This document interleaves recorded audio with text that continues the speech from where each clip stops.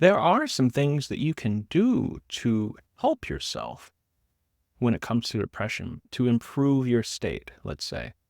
It's not going to cure everything overnight, but we can put this in terms of the virtues, I think, which is just really, really instructive and helpful. So, for example, let's take first look at a couple of intellectual virtues.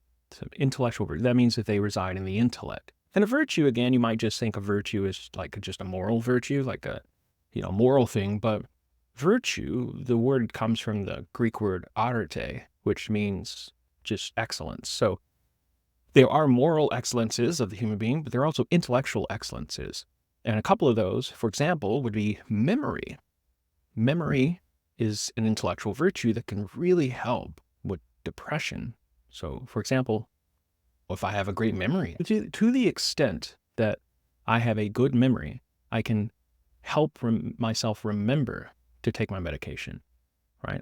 If you think about even getting diagnosed with depression, it's all actually done by self-report. Anytime you get diagnosed or you get additional treatment, it's all self-reported. So if I can't remember what I was feeling, those questionnaires, in the past 2 weeks, have you been feeling? If my memory is busted and I can't really think about what I was feeling at the time, but to the degree that I cultivated my memory, then I can help myself with my depression. Again, it's not going to be the silver bullet and fix everything.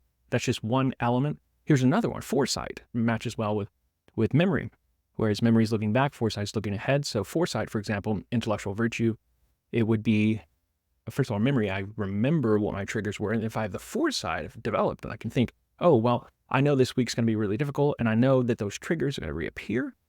So I can have the foresight and preparedness to think ahead and to steel myself and to brace myself against that week to come.